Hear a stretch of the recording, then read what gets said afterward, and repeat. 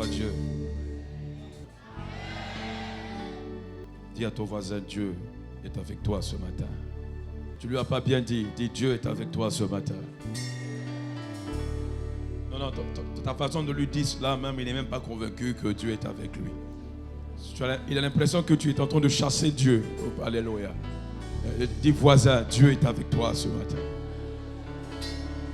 Alléluia. Gloire à Dieu. Gloire à Dieu. Nous allons écouter la parole de Dieu. Nous pensons que Dieu va nous aider.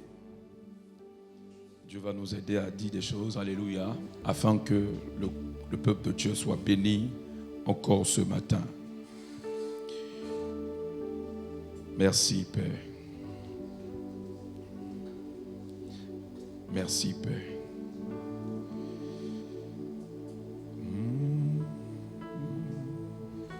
Brosotaya.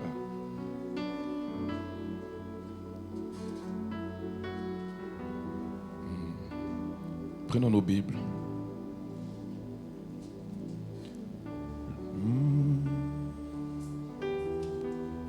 Oui, je n'ai jamais vu personne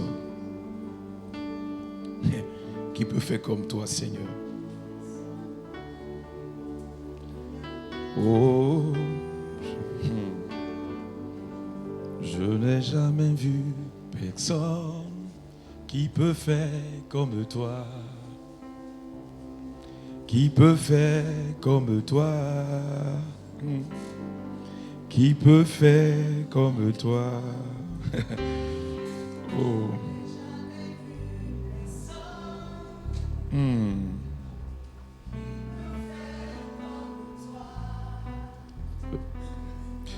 Qui peut faire comme toi? Qui peut faire comme toi? Gloire à Dieu. Ouvre ta Bible. Allons dans le livre de Genèse, chapitre 22, verset 9. Les vrais chrétiens vont se tenir debout maintenant et vont lire la parole de Dieu.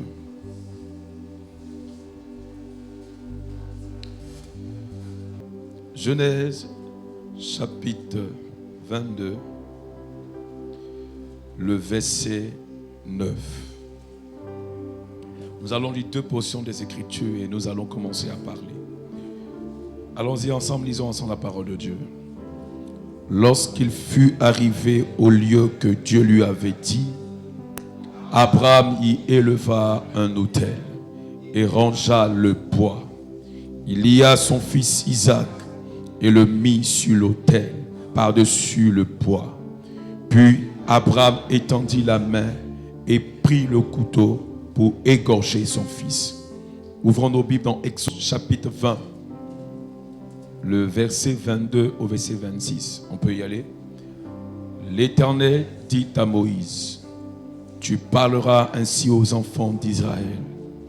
Vous avez vu que je vous ai parlé depuis les cieux. Vous ne ferez point des dieux d'argent et des dieux d'or pour me les associer. Vous ne vous en ferez point. Verset 24. Tu m'élèveras un autel de terre sur lequel tu offriras tes holocaustes et tes sacrifices d'action de grâce, tes brebis et tes bœufs.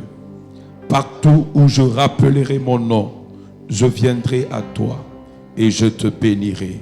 25. Si tu m'élèves un autel de pierre, tu ne le bâtiras point en pierre taillée, car en passant ton ciseau sur la pierre, tu la profanerais. 26. Tu ne monteras point à mon autel par des degrés, afin que ta nudité ne soit pas découverte. Alléluia. Est-ce qu'on peut acclamer très fort le Seigneur Jésus? Alléluia. Je vous en prie. Les mystères de l'autel. Notre pasteur nous a beaucoup enseigné. Et nous avons eu l'occasion de pouvoir ventiler ce message-là les mercredis, depuis le mois de mars, ce mois. Et ce matin, j'ai encore la responsabilité, alléluia, de venir parler dans ce que lui, il a déjà bâti. Et je prie que le Seigneur me donne la possibilité ce matin de pouvoir vous communiquer une révélation qui va changer beaucoup de choses dans la compréhension des mystères de l'autel. Alléluia. Le texte que nous venons de lire tout à l'heure nous parle dans le livre de Genèse chapitre 22, nous parle de l'histoire du patriarche Abraham. Abraham est appelé le père de la foi, un homme que Dieu a choisi, que Dieu a appelé depuis sa patrie, depuis son lieu de naissance et d'habitation. Dieu l'a appelé Abraham et Dieu avait un mandat et un but qu'il voulait atteindre avec Abraham. Et ça a été un parcours, alléluia. Et pendant que Dieu appelait Abraham, Dieu a fait des promesses à cet homme. Mais des promesses qui ont pris du temps pour s'accomplir. Mais les promesses se sont quand même accomplies, alléluia. La promesse de Dieu peut tarder dans la vie d'un homme. Mais si Dieu a parlé, quel que soit le temps que ça prendra, sa promesse s'accomplira. Donne-moi un amen bien. La promesse se réalisera. Et nous voyons dans la vie d'Abraham, nous voyons certaines valeurs que Abraham prônait, comme l'obéissance. C'est quelqu'un qui savait obéir. Lorsque Dieu lui demande de faire quelque chose, Abraham obéit automatiquement. Et la Bible déclare dans la marche d'Abraham, ça n'a pas été facile. Si quelqu'un vous dit ce matin que marcher avec Dieu est une chose facile, il vous a menti. Marcher avec Dieu, c'est difficile. C'est pourquoi vous voyez que chaque fois que Dieu appelle un homme, Dieu lui donne des promesses. Il nous fait espérer parce que c'est l'espérance qui fait vivre. Quand tu espères en de bonnes choses, tu as envie de continuer. Alléluia. Pourquoi le matin tu dois te taper ces embouteillages pour aller jusqu'au plateau ou ton lieu de travail? C'est parce que tu espères à la fin du mois recevoir un salaire. Alléluia. Frère, si tu n'as pas de salaire dans quelque chose, souvent il n'y a pas de motivation. Alléluia. Mais quand il y a un intérêt quelque part, tu vois automatiquement que même quand c'est difficile, tu as quand même la force de continuer. Et Dieu comprend ce principe-là. C'est pourquoi lorsqu'il appelle Abraham, c'est un homme qui est... Donc la femme n'est capable d'enfanter. Et Dieu lui promet, alléluia, de lui donner un fils, de lui donner un enfant. Alléluia. Et ça a pris du temps. Alléluia. Pour que l'enfant arrive, ça a pris du temps. Mais l'enfant est quand même venu. Amen, amen. Et dans cette marche difficile-là, Abraham va être confronté à beaucoup de batailles, beaucoup de luttes, beaucoup de difficultés, beaucoup de problèmes. Mais à chaque fois, il arrive à surmonter les problèmes et les difficultés. Et jusqu'à ce que Dieu accomplisse sa parole vis-à-vis d'Abraham. Même avant que la parole ne se réalise, la Bible nous dit que Abraham a quand même un peu triché un peu. Alléluia. Frère, souvent Dieu vous dit des choses, mais quand ça tarde, toi-même tu veux accomplir, alléluia, la chose. C'est arrivé à tout le monde. Abraham est un homme. Dis à quelqu'un, Abraham est un homme. C'est pas un génie, c'est pas un ange, c'est un homme, alléluia. Donc c'est la même pareil pour nous. Souvent quand Dieu nous dit des choses, quand ça tarde, on veut prendre les raccourcis. On a vu les raccourcis que Abraham et son épouse ont pris, alléluia. Et même malgré cela, Dieu est resté fidèle à Abraham. Parce que Dieu voulait accomplir quelque chose avec lui. Amen, amen. Et la Bible déclare qu'au moment opportun, Dieu va lui donner un fils. Dieu lui donne cet enfant-là. L'enfant grandit, c'est une grande bénédiction. C'est une grande joie. C'est un bonheur de recevoir Isaac. Le nom même d'Isaac veut dire souris, alléluia. Quand Isaac arrive dans ta vie, tu souris, alléluia. Je déclare ce matin que Isaac arrive dans ta vie ce soir, alléluia. Que si tu n'arrivais pas à sourire depuis le début de cette année, alléluia, que Isaac arrive et que tu reçoives un sourire, alléluia. Donc Isaac même veut dire souris. Il arrive dans la vie d'Abraham et son épouse et apporte de la joie. Ils sont joyeux, ils vivent bien. Et un jour, Dieu, dans sa souveraineté, va encore se révéler à cet homme. Il va l'appeler maintenant, cet homme va lui dire, écoute, mon ami, alléluia, je veux que tu poses un acte. Je veux que tu agisses, alléluia. Et la Bible déclare que Dieu va demander à Abraham de faire une chose. Et vous voyez, pendant que Dieu parle à Abraham dans Genèse 22, il lui présente cette chose-là. Il lui dit, je veux que tu m'offres ton fils. Donc vous voyez, le choix même de l'offrande d'Abraham était déterminé par Dieu. Dieu, il choisit l'offrande. Et ensuite, il dit à Abraham, sors et va dans un lieu que moi-même je te montrerai. Même le choix où Abraham devait offrir l'offrande, alléluia, donner l'offrande était aussi un choix de Dieu. Alléluia. Vous savez, le lieu où Abraham devait se rendre pour offrir le sacrifice s'appelle Moridja. Les commentateurs disent que Moridja veut dire le choix de Dieu. Alléluia. Le choix de Dieu. Vous savez, Moridja est un endroit stratégique. Tout à l'heure, vous allez comprendre. Dieu n'a jamais choisi des choses au hasard. Quand Dieu se permet de choisir une chose, c'est qu'il a un plan derrière. Chaque fois que vous voyez le choix de Dieu sur quelque chose, sur une personne, voilà, ça implique beaucoup de choses. Dieu a déjà vu quelque chose que nous n'avons pas vu. Il a choisi Morija, ce n'était pas en vain. Morija n'était pas un lieu ordinaire. C'était quelque chose dans l'esprit de Dieu. Dieu savait qu'à Morija, il aurait eu des mouvements qui allaient avoir un impact sur la durée, alléluia, un impact à long terme, alléluia. Donc Dieu choisit Morija et Dieu lui dit va, alléluia. Vous savez, Dieu choisit Morija, Dieu choisit Abraham, Dieu choisit l'offrande, alléluia, que Abraham doit donner. Parce que tous ceux qui doivent s'approcher de Morija doivent être choisis par Dieu. Amen.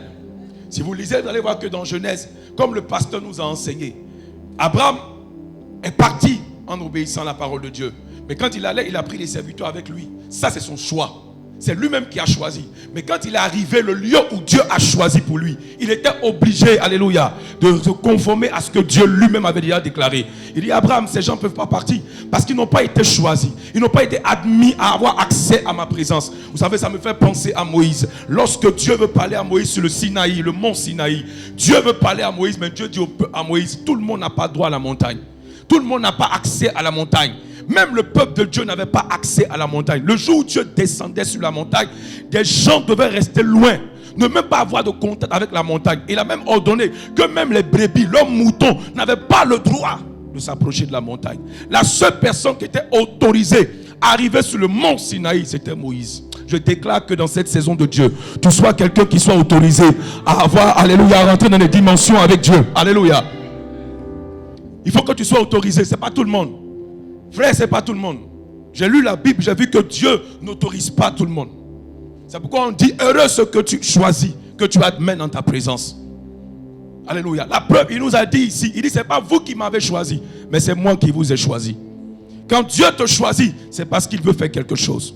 Dieu choisit Abraham et il choisit Morija. Et il choisit l'offrande d'Abraham. Donc tous ceux qui devaient monter sur Morija devaient être des choisis de Dieu.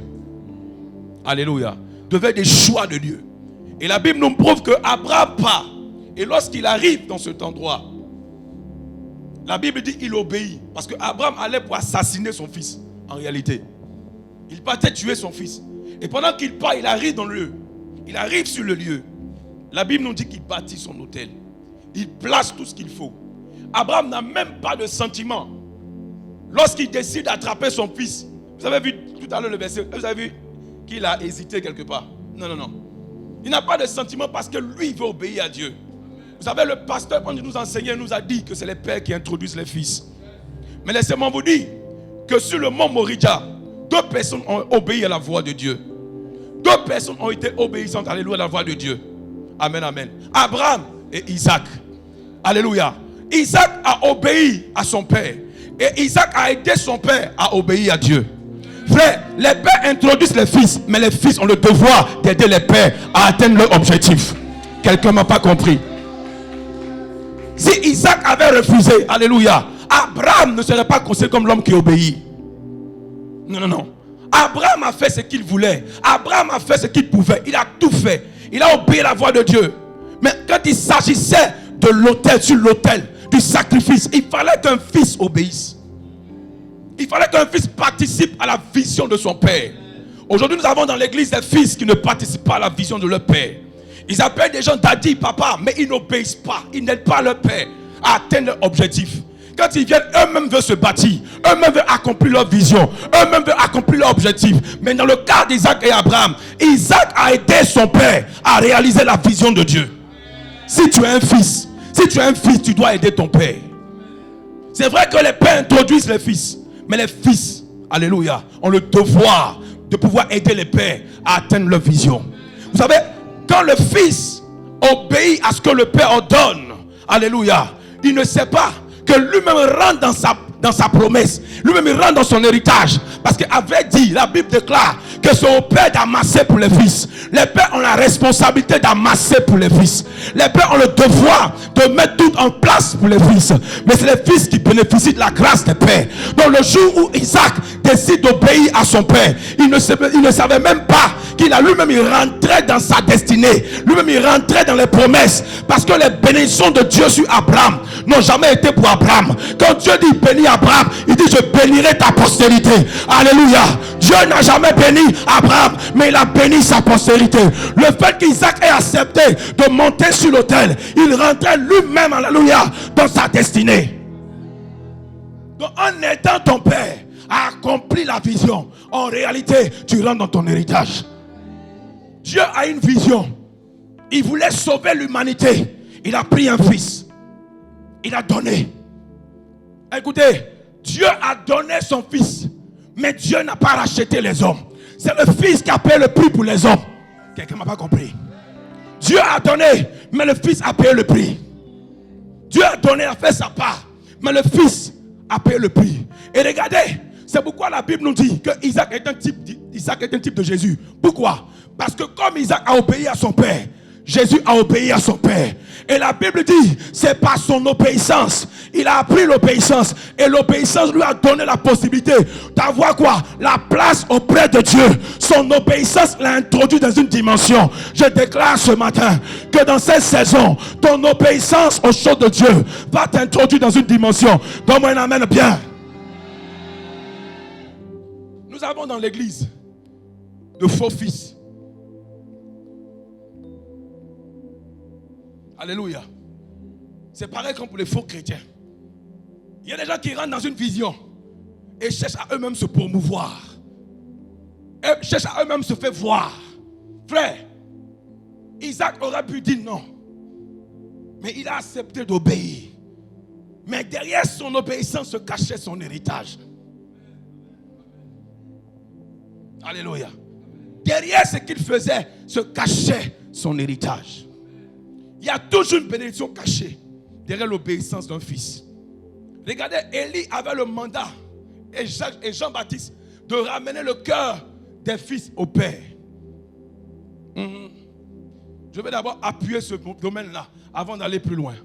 De ramener le cœur des fils vers les pères et les pères vers les fils. Trop de séparation entre nous et nos pères. Trop d'hypocrisie entre nous et nos pères. Trop de batailles entre nous et nos pères. Trop de lutte entre les pères et les fils. C'est pourquoi l'église ne marche pas. Imagine une maison où le fils se bagarre avec son père. Où le père fait la bagarre avec son fils. Ça ne prend pas. Ça ne marche pas. L'église actuellement, notre communauté a besoin de vrais fils. Oui. On a besoin aujourd'hui des vrais fils. Des gens qui vont accepter de payer le prix sous l'autel. Pas des gens qui viennent se servir simplement. Mais des gens qui sont prêts aussi à donner. Non, dites-moi un amen bien. Ça vous fait mal. Alléluia. Au point où nous sommes arrivés aujourd'hui, on a besoin des vrais fils. Si tu considères cette maison comme ta maison, deviens un fils. Et les fils se battent pour que la vision se réalise. Les fils luttent pour que les buts que Dieu a communiqués à leur père se réalisent. Être un fils, ce n'est pas appeler un homme daddy. Ce n'est pas appeler papa. Non, ce n'est pas ça. Le fils comprend le cœur du père. Et tout ce qu'il fait maintenant, c'est pour que le père soit heureux. Soit bien. Parce qu'il sait qu'en le faisant, frère, on ne confie pas l'héritage au fils indigne.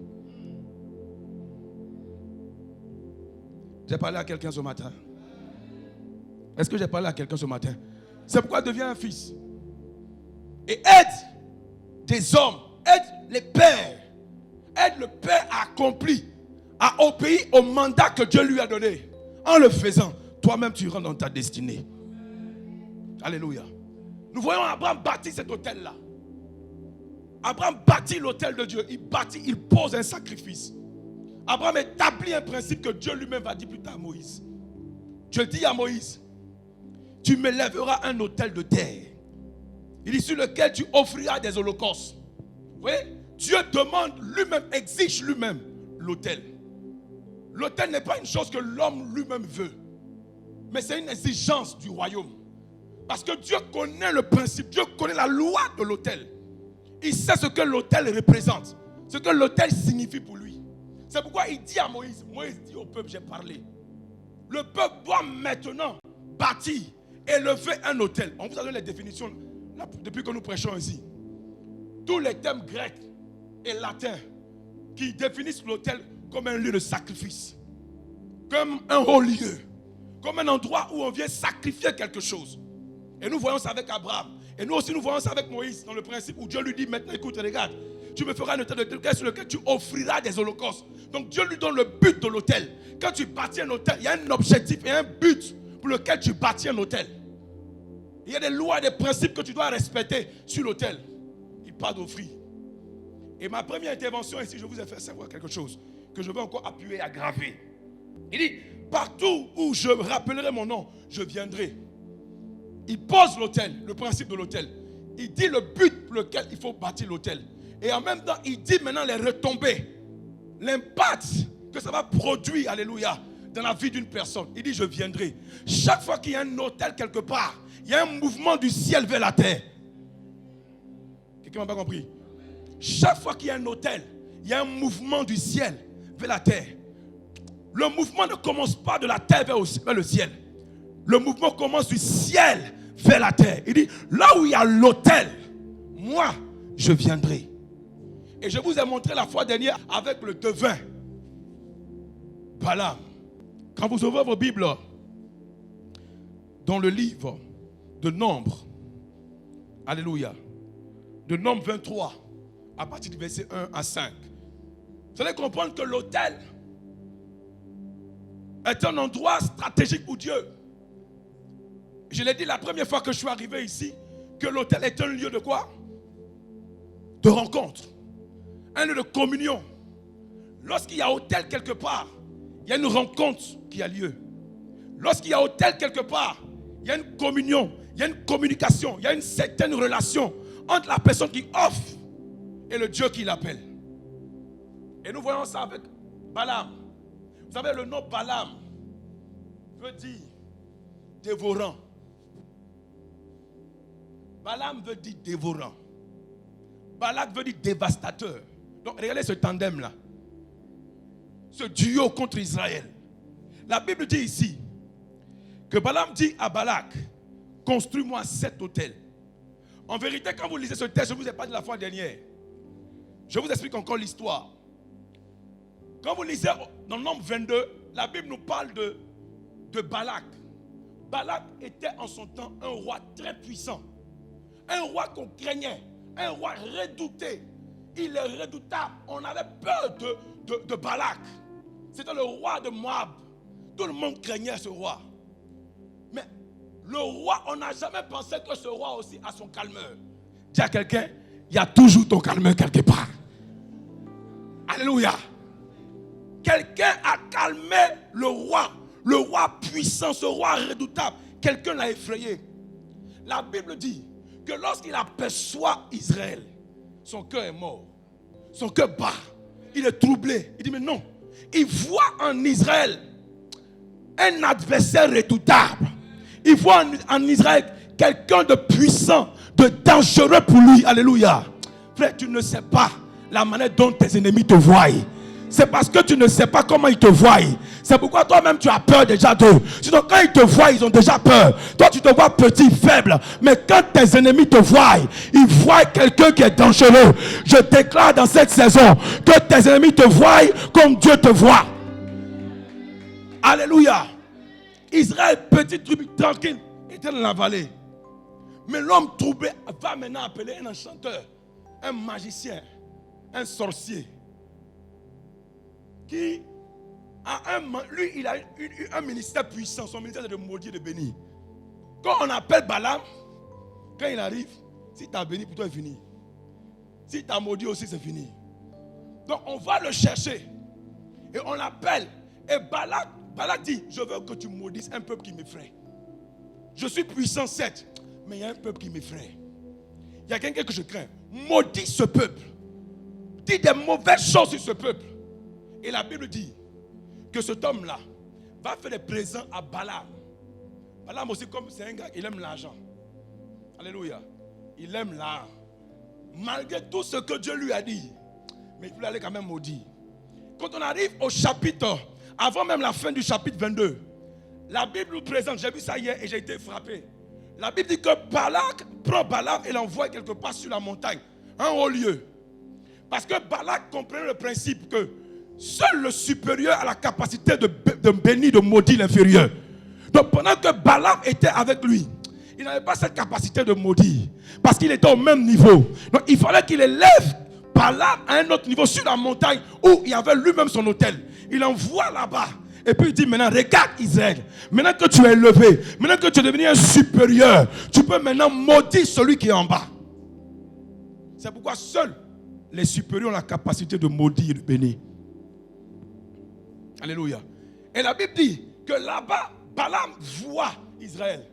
Alors il dit à Balak, tu vas faire quelque chose. Bâtis-moi 7 hôtels. Et le but de l'hôtel, c'était que Dieu vienne. Que Dieu vienne le rencontrer. Je vous ai montré la fois dernière. Mais quand j'ai lu la Bible, j'ai vu qu'à cause d'Israël, le monsieur a bâti 21 hôtels. 3 fois 7 hôtels. Il a bâti 3 fois les 7. 21 hôtels sur tous les angles. Mais chaque fois qu'il envoie Balaam, au lieu que Balaam maudisse Israël, Balaam bénissait Israël. La raison que vous lisez ce chapitre, Dieu a dit à Balaam, tu veux maudire un peuple qui est déjà béni. On ne peut pas maudire quelqu'un qui est déjà béni. On ne peut pas maudire une personne qui est déjà bénie. C'est pourquoi je déclare ce matin que tu es béni, que ta maison est bénie, que ton foyer est béni, que ta santé est bénie. Quand tu es déjà béni, personne ne peut te maudire. Alléluia. 7 hôtels. 21 hôtels. Juste pour que Israël tombe. Et la Bible nous dit, Balak fit ce que Balaam avait dit. Et Balaam offrit un taureau et un bélier sur chaque hôtel. Balaam dit à Balak, tiens-toi près de ton holocauste, tandis que je m'éloignerai.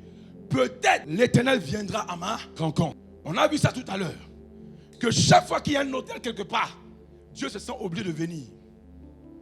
Là où il y a un hôtel, cet hôtel attire Dieu. Parce que l'hôtel, en réalité, c'est un pont entre le physique et le spirituel. Entre le divin et l'humain. C'est comme un lieu, un point de contact. Si vous voyez que Dieu est encore sur la terre, c'est parce qu'il y a un hôtel. Chaque hôtel active un réseau, un canal entre le spirituel et le physique. Donc chaque fois qu'un homme bâtit un hôtel au nom de Dieu, Dieu se sent obligé de venir. De venir là. Et Balaam comprenait ce principe. Il savait que s'il bâtissait les hôtels, Dieu allait venir parler. Malgré qu'il était sorcier, il était un devin, un homme que Dieu pouvait utiliser de temps en temps. Mais il comprenait que s'il bâtit un hôtel, Dieu allait venir à sa rencontre. Chaque fois qu'un homme bâtit un hôtel, Dieu se sent obligé de venir. C'est pourquoi je demande à quelqu'un ce matin, as-tu un hôtel? Alléluia. As-tu un hôtel?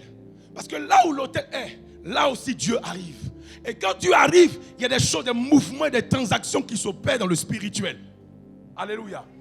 Amen, amen. Voyez avec moi un autre principe. Regardez dans 1 Corinthiens 10, verset 18 à 20. Pour attester ce que je veux dire. Première chose que vous devez savoir, chaque fois qu'un hôtel est bâti, c'est un lieu de rencontre. Alléluia. Quelqu'un qui veut rencontrer Dieu doit avoir un hôtel. Un lieu où Dieu vient nous rencontrer. Un lieu où Dieu vient nous visiter. Alléluia. Si ce matin, nous ne bâtissons pas un hôtel qui active Dieu, il ne viendra pas. Souvent, nous bâtissons des hôtels nous-mêmes. Mais les hôtels que nous bâtissons ne sont pas forcément au nom de Dieu. Moi, je suis allé devant Dieu, j'ai dit à Dieu, pourquoi nous venons de ta présence? Et puis ta gloire ne descend pas. Pourquoi? Vous n'avez pas posé la question? On revient dans la présence de Dieu. Mais on repart tel qu'on est venu. Malgré tous les cantiques qu'on chante, posons-nous la question, quel hôtel avons-nous bâti? Parce que tout hôtel qui est bâti au nom du Seigneur est censé l'appeler. Il est obligé de venir. Ça montre que nous avons un problème. Parce que nous bâtissons des hôtels, mais pas forcément pour Dieu. Souvent, lorsque nous venons, nous bâtissons des hôtels pour nous-mêmes. On bâtit des hôtels pour nous fortifier nous-mêmes, pour nous positionner nous-mêmes, mais pas l'hôtel de Dieu. La preuve, la plupart de nos cantiques que nous chantons, c'est pour nous-mêmes, nous fortifier nous-mêmes. Tout ce qu'on fait, c'est pour nous-mêmes. C'est pour qu'on se sente bien. Quand quelqu'un vient à l'église, si le cantique n'arrange pas, il ne chante pas. Écoutez, L'autel qui est bâti dans une assemblée est pour Dieu. Quelqu'un ne m'a pas compris. Donc quand on chante ici, c'est pour Dieu. On ne chante pas pour plaire à quelqu'un. On ne chante pas pour que toi tu sois touché. On chante pour que la gloire de Dieu descende. Que Dieu vienne. Oui. C'est pourquoi on doit revoir l'autel de Dieu. Fais comme Élie. Rebâtissons l'autel réel de Dieu dans nos communautés. Pour que la gloire de Dieu descende. Nous voulons des cultes où Dieu, quand il descend, nous tous on fuit la salle. On veut des cultes où les gens, pendant que Dieu est là, ils ne peuvent même pas regarder la salle comme des spectateurs. Quand Dieu est là, mon ami, quand Dieu est dans un endroit, tu es obligé d'avoir la posture qu'il faut dans l'endroit. Dieu ne peut pas être dans un endroit pendant que toi, lui, il est là. Toi, tu es assis, tu es sur ton téléphone, ou bien tu es distrait. Non. Quand Dieu est dans un endroit, on ne te dit même pas, tu te sens obligé de te prosterner, de te soumettre, parce que le lieu devient saturé de sa présence.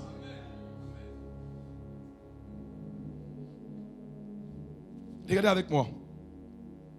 Voyez les Israélites, selon la chair. Ceux qui mangent les victimes, ne sont-ils pas en communion avec l'autel? Vous voyez?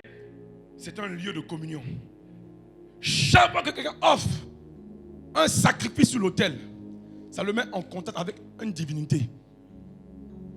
Chaque autel te met en relation avec une divinité. Soit Dieu, soit les démons. C'est pourquoi on parle d'autel maléfique. On parle d'autel maléfique et de l'autel de Dieu. Parce que chaque autel nous met en communion avec des esprits. Regardez ce que la Bible dit encore. Il dit, que dis-je donc? Que la viande sacrifiée aux idoles est quelque chose. Aucune idole est quelque chose, nullement. Verset 20, il dit, je dis que ce qu'on sacrifie, on le sacrifie à des démons et non à Dieu. Oh, je ne veux pas que vous soyez en communion avec qui? Des démons. Donc ici, l'apôtre est en train de nous dire que chaque fois qu'un homme bâtit un autel et qu'il sacrifie quelque chose, cette chose le met en communion avec la personne dont il a sacrifié. Alléluia. Il le met en contact avec un Dieu. C'est pourquoi nos parents ne savaient pas. Hier, avant que nous ne naissions, ils sont allés adorer. Ils ont bâti des autels qui ont activé des démons, qui ont activé des canaux qui nous fatiguent aujourd'hui. Chaque fois qu'un autel est bâti, il te met en communion avec Dieu ou avec un démon. Et là, ton voisin dit, tu es en communion avec qui?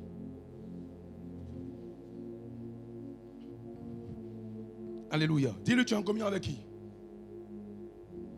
Mais tu as peur. C'est pas ton voisin. Bon, si tu as honte de lui, dis au voisin, saute, le dis, voisin, toi qui es là-bas, tu es en communion avec qui? Vous voyez?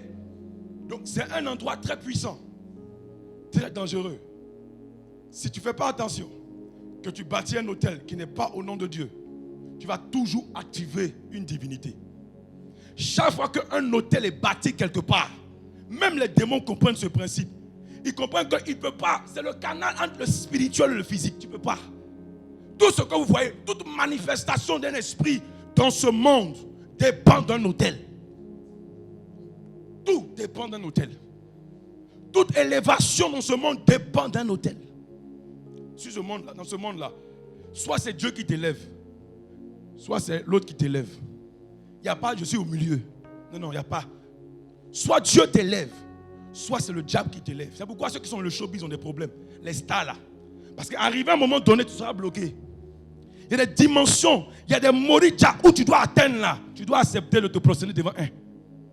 Tu dois accepter de bâtir un hôtel, une entité. Sinon, tu ne peux pas arriver quelque part. C'est pourquoi beaucoup d'artistes ont signé des pactes.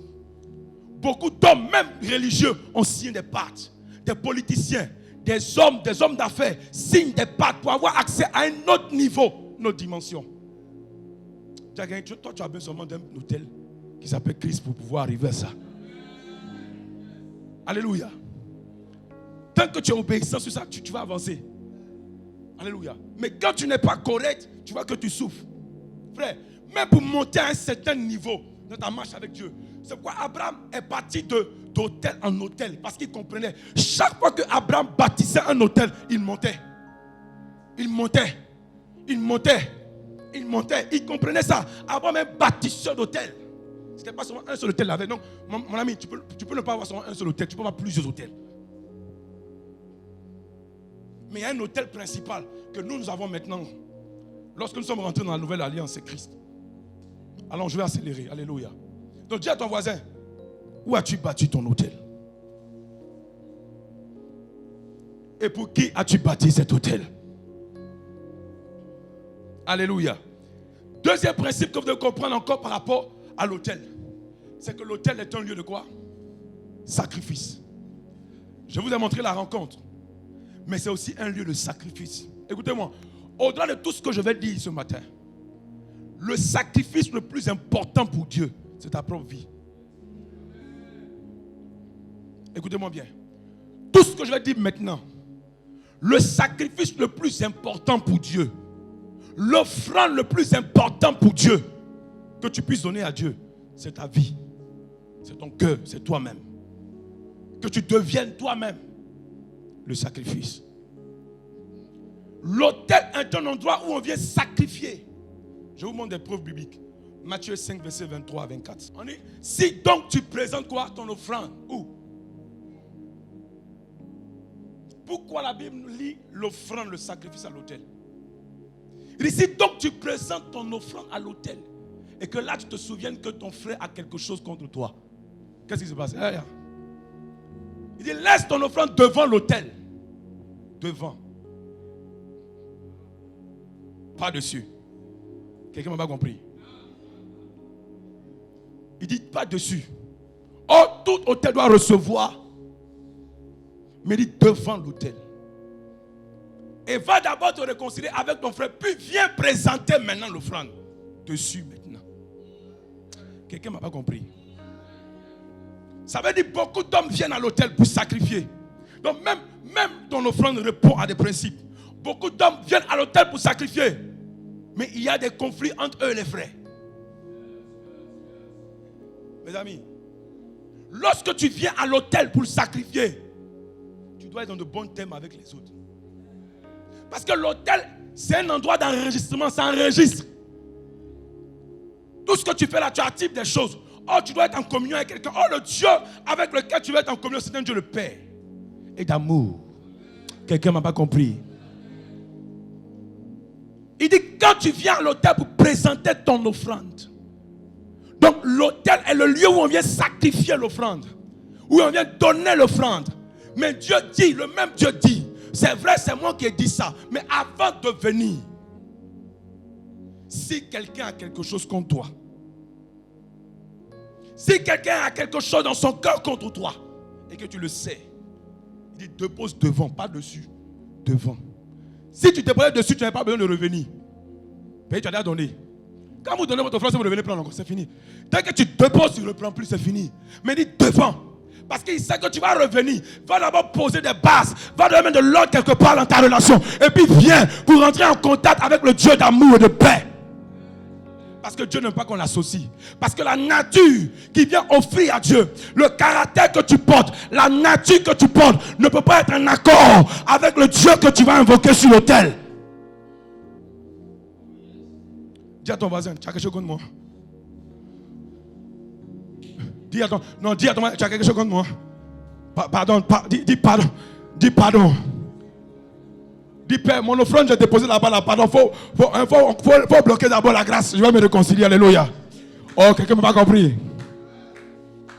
Ce matin, tu courais pour venir donner la dîme. C'est bon. Tu courais pour venir donner ton offrande. C'est bon. Mais il y a un principe qui, quand on vient à l'autel, on vient avec le caractère de celui qu'on vient appeler. On ne vient pas à l'autel rempli de haine. On ne vient pas à l'autel chargé. On ne vient pas à l'autel rempli d'amertume dans le cœur. Lorsqu'on approche l'autel, il y a un contact. Donc si tu ne fais pas attention, ta nature risque de brouiller. D'une même interférence entre le spirituel et le physique. Tu vas créer des ondes qui vont commencer à modifier le son. Le son.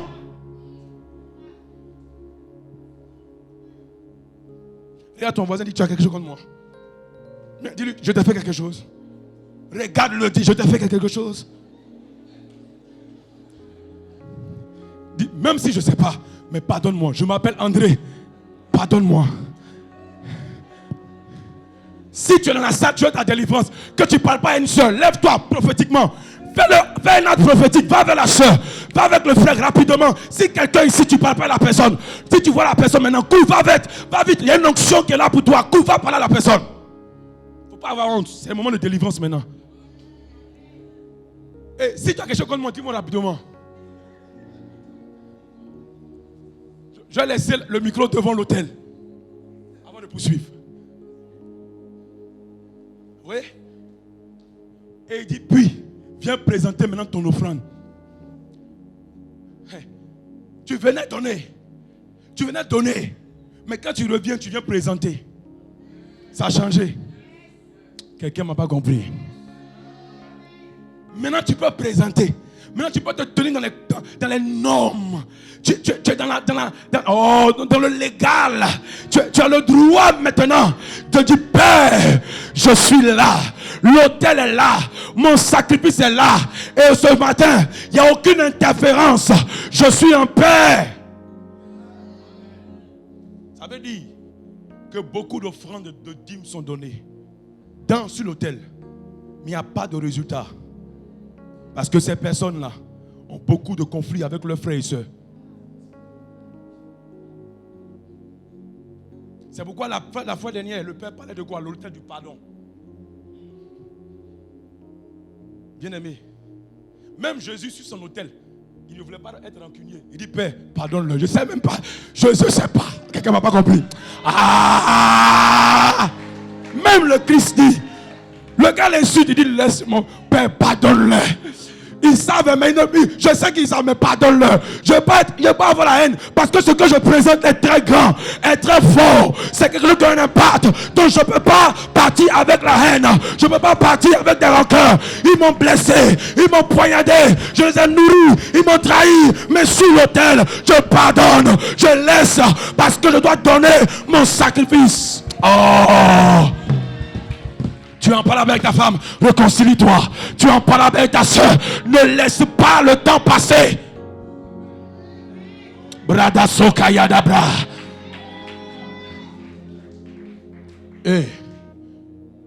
Mande. Je ne pourrais pas tout dire, mais je vais terminer avec 2 versets pour que quelqu'un comprenne ce matin que l'autel n'est pas un jeu. Chaque jour, nous présentons l'autel à Dieu. Chaque jour. Tout à l'heure. Ton offrande, ce n'est pas seulement l'argent, mais les paroles que tu as apportées, ton adoration. Tu es derrière le micro, mais ton cœur rempli de tu as la haine. Tu vas donner quoi aux gens? Tu boudes pour venir chanter. Tu es rempli pour jouer. Quand on joue encore, tu es fâché. Mais quel os? Attends, tu vas entrer en communion avec qui? Parce que le seul qui peut accepter ça là, il s'appelle Lucifer. Lui, c'est la haine. Lui, c'est le mensonge. Oh, Dieu dit, ne me mélangez pas. Il n'aime pas le mixage. Il n'aime pas. Non. Il n'aime pas les mixeurs.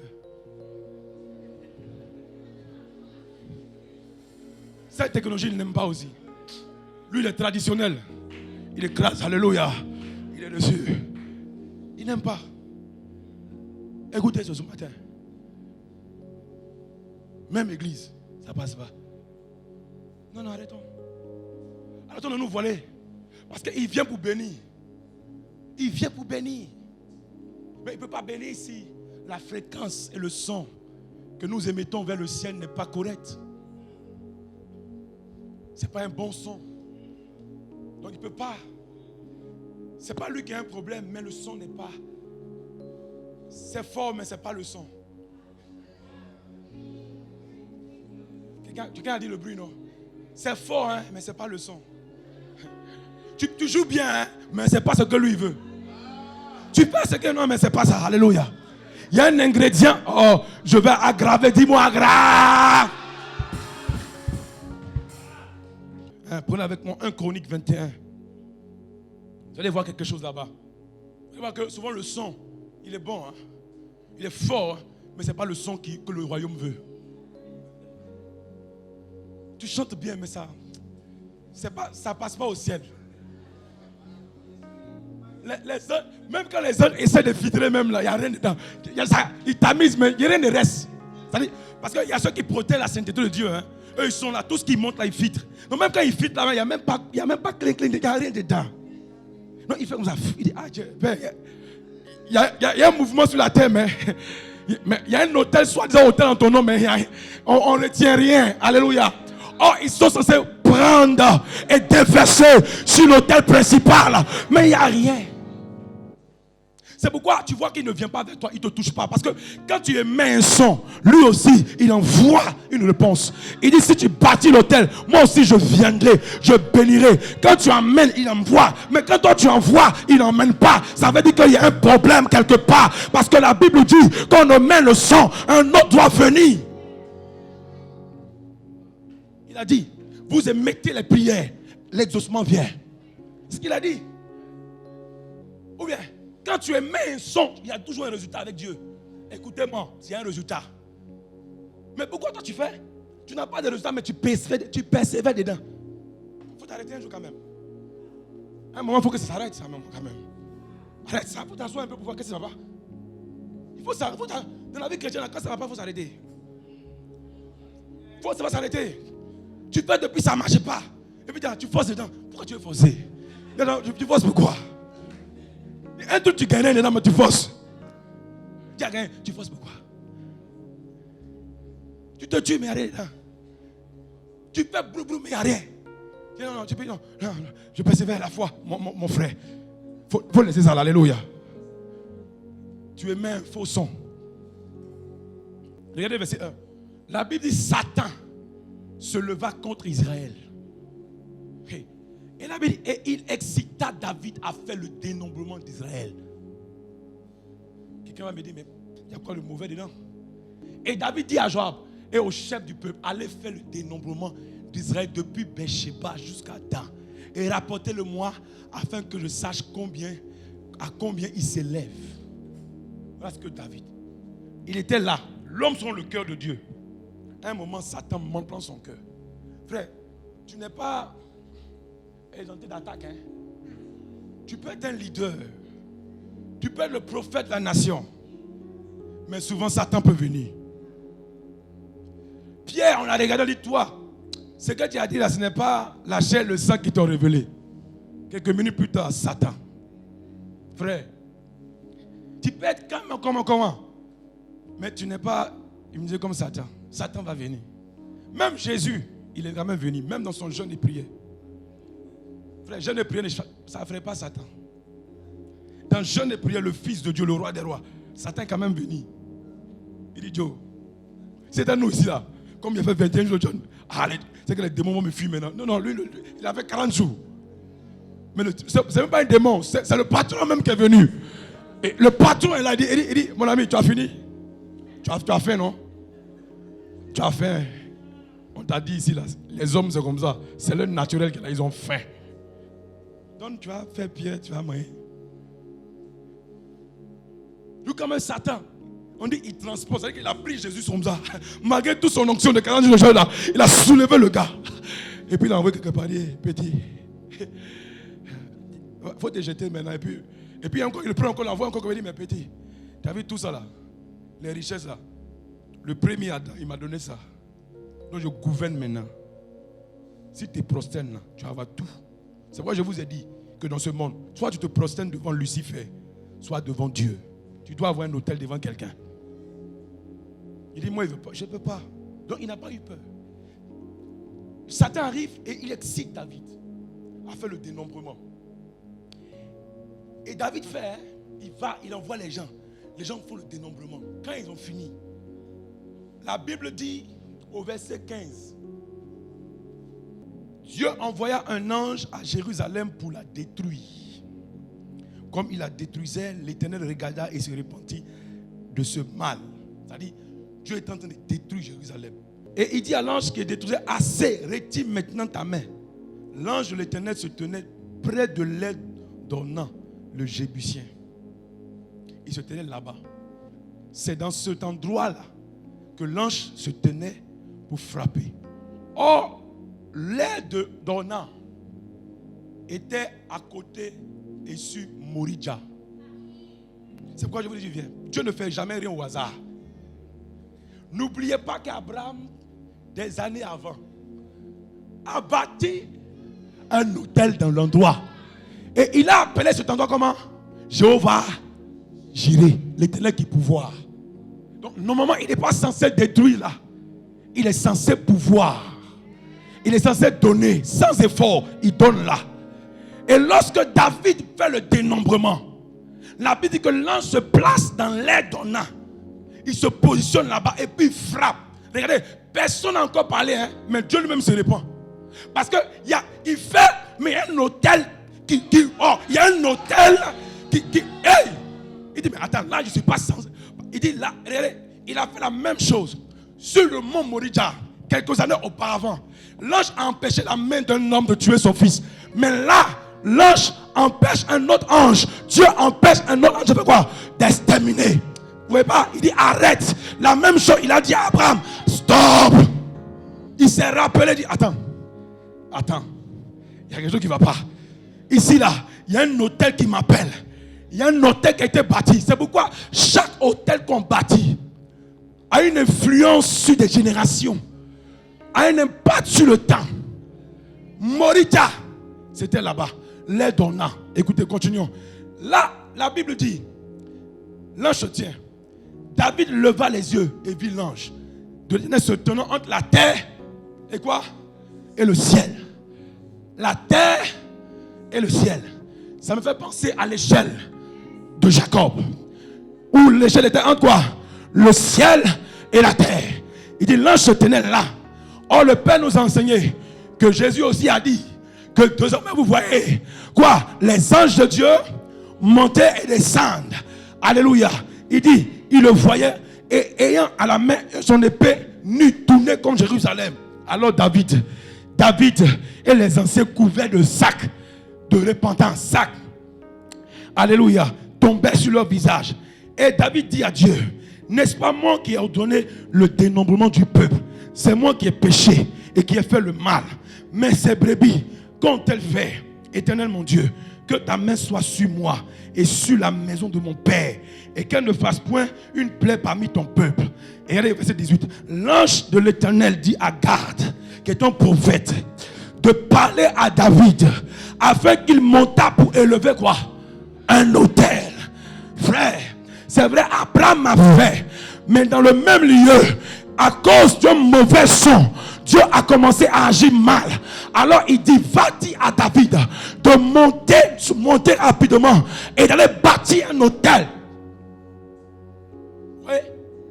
Pourquoi il fallait un hôtel? Encore là. Regardez, continuons. Il dit, dis-lui, dans l'air donnant, et puis il précise encore, dans l'air donnant, alléluia, le Jébusien, David monta selon la parole de Gad avait prononcé au nom de l'Éternel. Ornan se retourna et vit l'ange, et ses 4 fils se cachaient avec lui et foulaient alors du froment. Lorsque David arriva auprès d'Ornan, Ornan regarda et il aperçut David, puis il sortit de l'air. Il se prosterna devant David, le visage contre terre. Verset 22.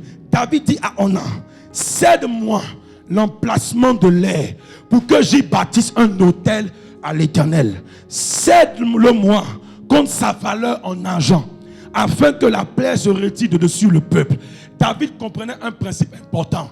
Ce que tu n'achètes pas ne t'appartient pas. Quelqu'un m'a compris?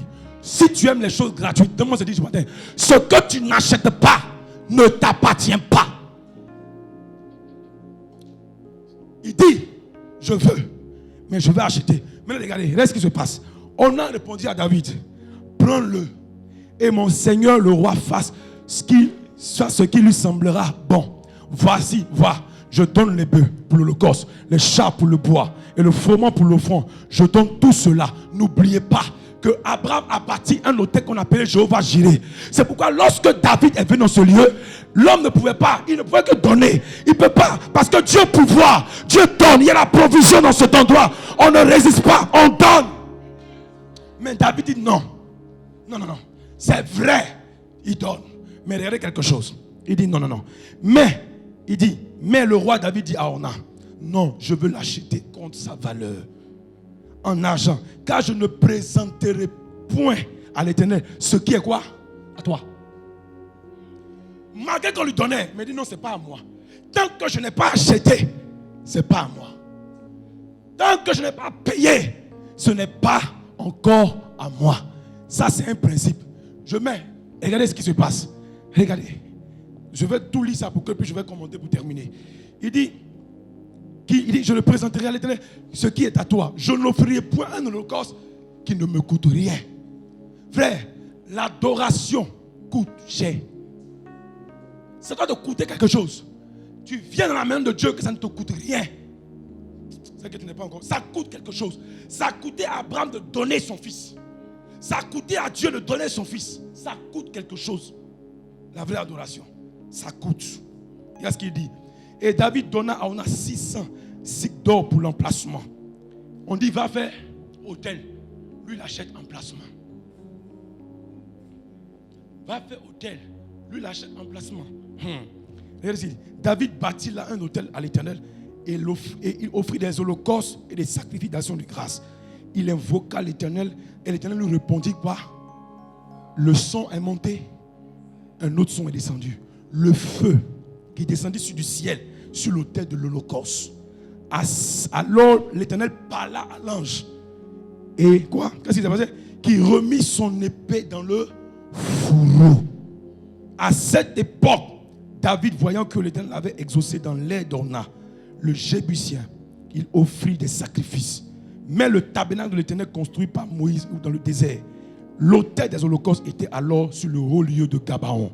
David ne pouvait plus pas aller devant cet autel pour chercher Dieu, parce que l'épée de l'ange de l'Éternel lui avait causé de l'épouvante. Alléluia. Amen. Dans le texte, pour terminer, regardez ça.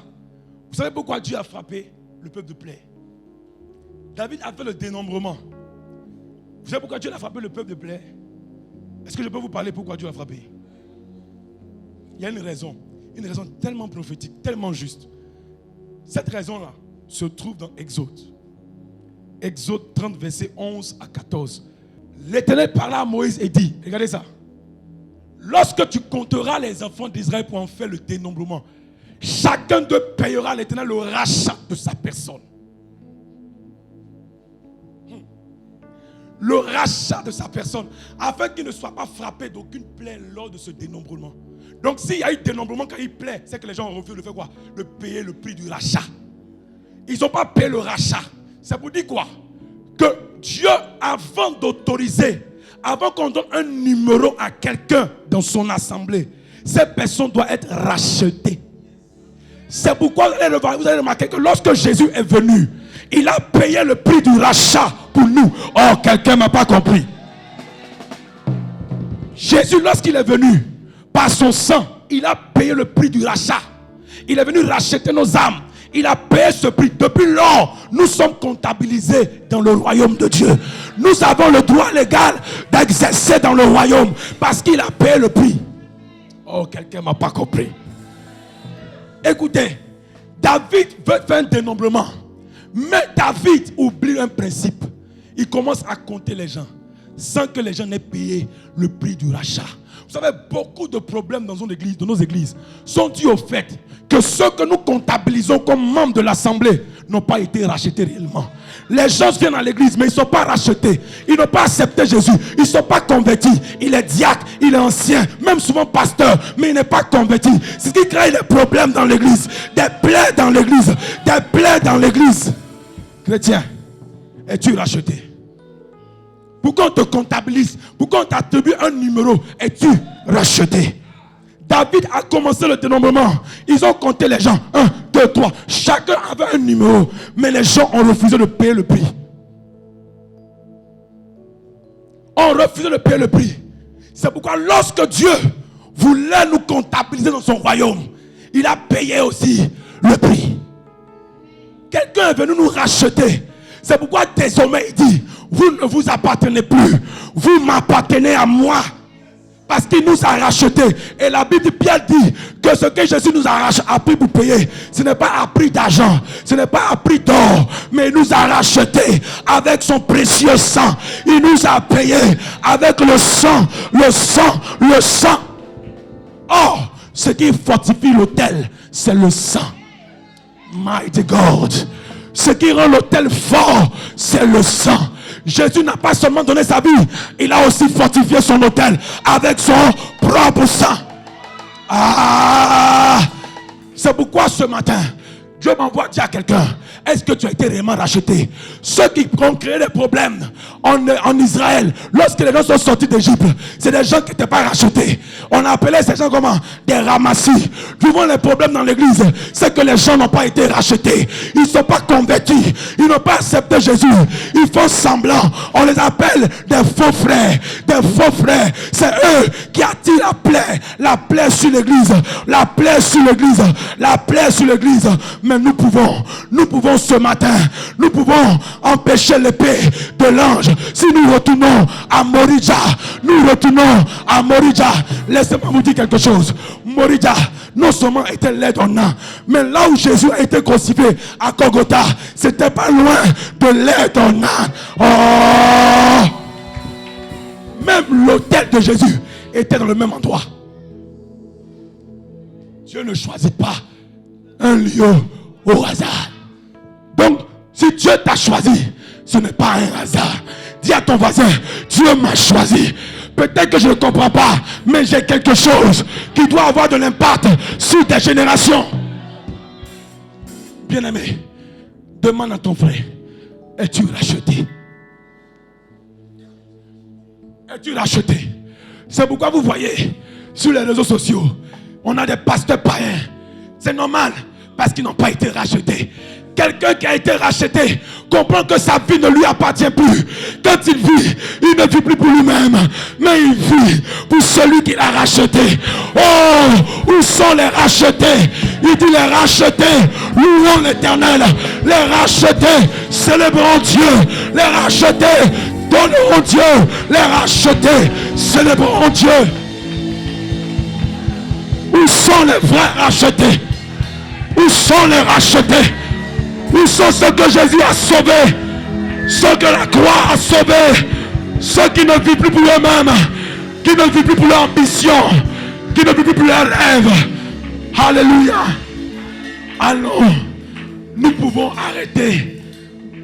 arrêter la plaie sur l'église en Côte d'Ivoire. Nous pouvons. David l'a fait. Il a racheté l'air. Il a payé l'endroit. Il a fait son holocauste. Il a fait son sacrifice. Et Dieu a cessé pour dire ce matin, si les vrais fils de Dieu, les rachetés, décident de bâtir leur vie sur l'autel principal, sur l'autel de Christ, je suis convaincu que nous allons devenir comme le bélier d'Abraham. Nous allons prendre la place d'Isaac. Nous allons payer le prix. Et Dieu va à nouveau regarder son église. Que Dieu vous bénisse.